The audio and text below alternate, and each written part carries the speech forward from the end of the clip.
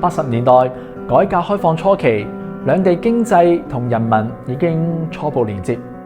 1985年，中國改革開放進入關鍵階段，珠三角地區成為外資進入嘅前沿陣地。香港作為國際金融中心，同廣東嘅經貿往來日益頻繁。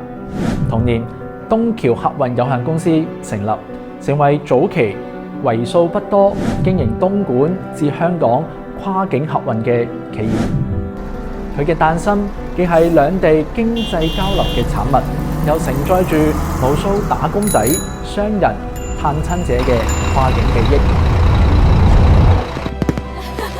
1997年，香港回歸，中港人民交流進入新階段。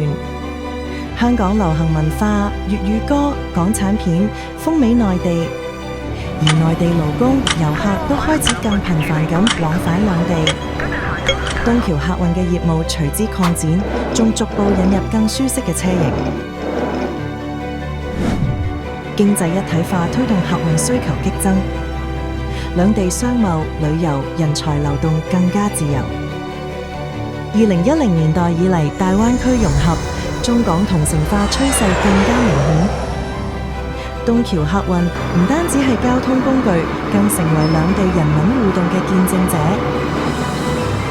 40年間，東橋客運嘅改變，反映出中港兩地經濟文化嘅深度融合。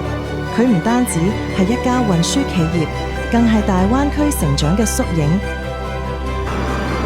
佢嘅每一公里都係時代嘅印記。